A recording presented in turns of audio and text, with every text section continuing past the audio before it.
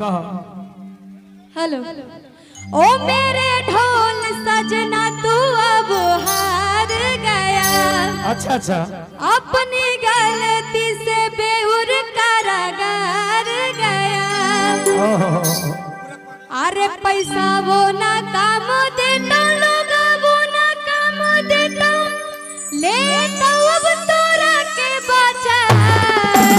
तो कहते क्या कि जहिया बिल लेके आइबो तहिया तोरा के देबो।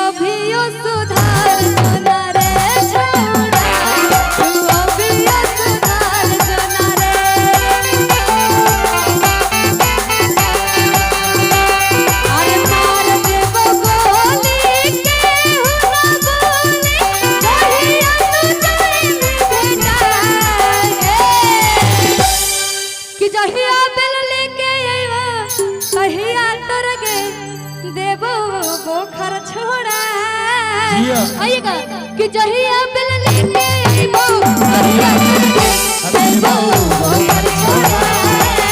जहिया बिल लेके आइबो तहिया देबो बोखर छोड़ा। जहिया बिल लेके आइबो तहिया देबो बोखर छोड़ा। देखिए एक गाना मेरा आया था कि हे रे छौड़ा तो ढेर अब उड़े लगाने।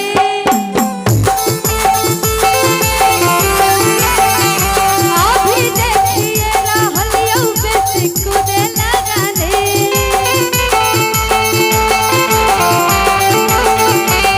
हर जोतियो जाई ताई जोतियो जाई ताई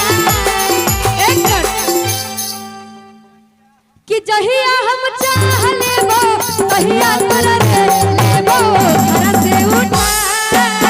जहिया हम चाह लेबो तहिया तोरा के लेबो घर से उठा। जहिया हम चाह लेबो तहिया तोरा के लेबो घर से उठा। ए हेलो लाओ तो माइकवा। हेलो कि आगे झुमका देबो झूलनिया देबो नथुनिया देबो जोड़े जोड़े। का भैया कि आगे झुमका देबो झूलनिया देबो नथुनिया देबो जोड़े जोड़े। अरे सुटावा किन दे जोड़े जोड़े छोड़ा रतिया सुतबो तोरे जोरे। ए लड़की कहती है कि अरे मंगिया भर दे भोरे भोरे छौड़ा रतिया सुतब। ए भैया बॉक्स उठा के लेके चल जा महाराज। ए माइक लगता है घबरा जाता है उसे हम बताओ कि आगे झुमका देबो झूलनिया देबो नथुनिया देबो जोड़े जोड़े।